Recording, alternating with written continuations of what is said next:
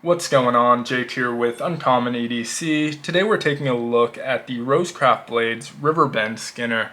This is the full-size version, the big brother to the Little Riverbend Skinner, which actually released prior to this model. That was one of their launch models with model number RTC001. This one's model RTC008 for reference.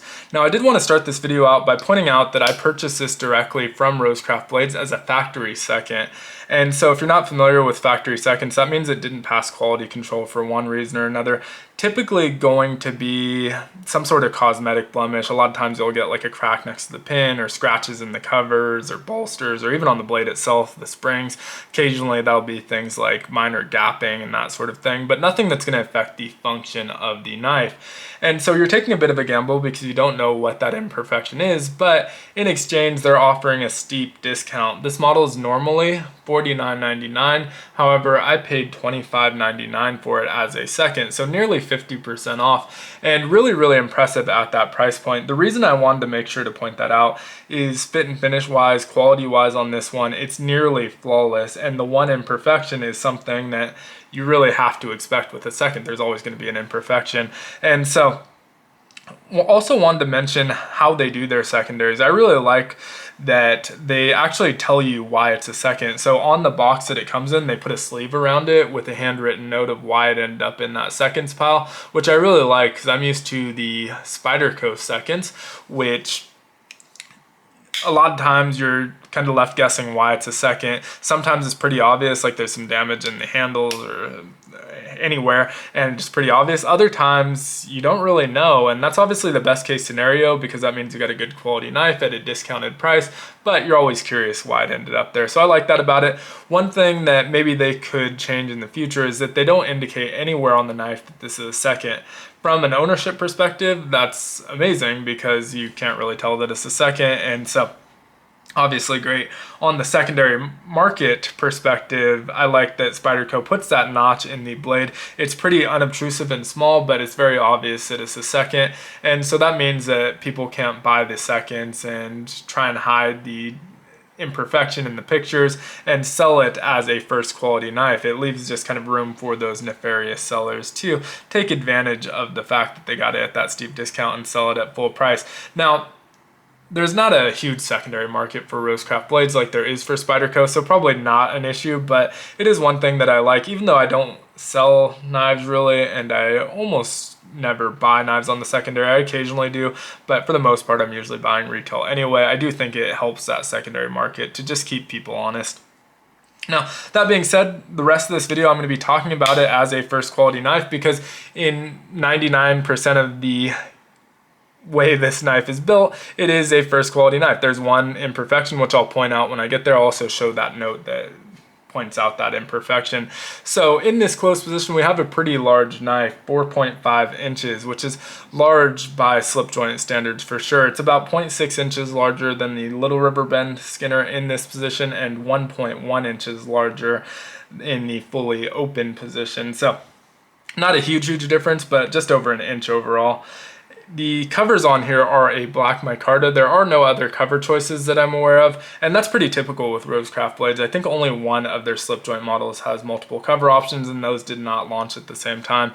And so pretty typical, but I like the black micarta. I think it looks incredible. It is a polished micarta, which takes away one of the main advantages of micarta, which is how grippy it is, but this is a larger knife where you're able to get full purchase on that handle, so honestly not a big deal that it's a little bit slippery, and I think it does look really nice with this polished micarta. As far as the fit and finish on here, it's excellent. Looking at this show side cover, completely flush all the way across. You can see we have those nickel silver pins, the rosebud shield, that threaded bolster, all look great and all seamless transitions that are 100% flush with those covers. Now the only pop of a different color here is this brass lanyard tube, which does seem like a little bit of an odd choice since we don't have brass pins or even brass springs. It's the only brass on this knife, but I think it looks nice enough, doesn't interfere with the overall aesthetics to me, and nice that it's there for those that do like lanyards. I'm not someone who's big on lanyards, but it's well placed and pretty unobtrusive overall. Flipping over to that pal side, identical minus the rosebud shield, of course, and same thing, everything's completely flush and well finished, no complaints whatsoever there. If we go over to the spine of the knife, look at those springs. We do have stainless steel liners as well, and so that gives a really uniform look to it, no significant gapping, which would definitely stand out here, and so no light leakage or anything like that either, so not even minor gapping, and I think that looks really, really nice. Flipping over to the blade, you can see that it is perfectly centered. And so from the outside, really nothing that would indicate that this is a second, no obvious imperfections here. In order to deploy it, we do have a nail nick that is kind of centered on that blade. Nice access to that and really, really good walk and talk on here. I'd say the pull's on the heavier side, still a medium, probably a 6 1/4, 6 1/2. But very snappy into the half stop and the fully deployed position, and really nice talk on it as well. The acoustics are really good on this knife. And so very, very snappy. Looking at that blade, it has kind of a unique upswept blade shape on here. D2 steel, which is typical of the Rosecraft line, and so not unexpected there. It is a stainless steel. We do have the Rosecraft blade etched on the tang here on the show side. On that pal side, we have D2 steel, RCT008, which is of course that model number, and then the maker's mark. This was made by Andy Armstrong, and he has one of the cooler maker marks. I think he has that A that's made out of bones. I think it looks pretty cool. Hopefully that's picking up well on camera. Hard to tell with this viewfinder, but looks really, really good. And again, so no obvious imperfections. Even that walk and talk is excellent. We already mentioned the centering, it's snappy. Really no complaints whatsoever there. So at this point you may be wondering what that imperfection is, and so I will show that sleeve that comes on the box. Slight blade wobble, and it is very slight. When I saw that, honestly I saw that obviously before I opened the knife, my heart dropped a little bit. I was a little bit disappointed. I would prefer a cosmetic defect over something like blade wobble, but it's so minor I don't even know that I'll really be able to show it on camera. Okay, a little bit, I think it's showing up there. So it's a pretty minor wobble, it's not super significant. And honestly, sometimes it's less than that.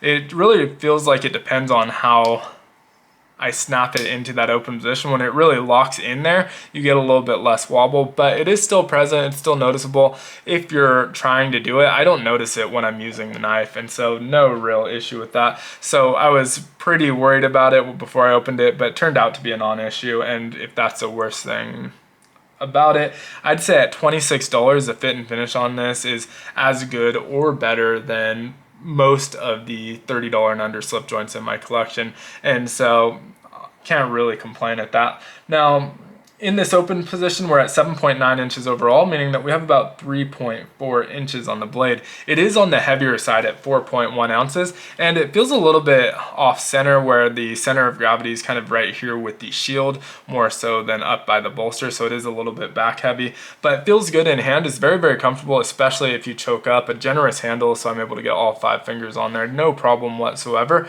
I will say that if you or someone who goes a little bit further back, I feel that bump in the back of the handle, but it really encourages you to get up here and move up, choke up on it, because it's slanted down, and so as you put your hand on there, it just kind of naturally slides down. But for those that really like to be further back on their handle, you feel that in your pinky, but as long as you're choked up, it's really not touching your hand at all. So ergonomically, very, very comfortable in that choked up position.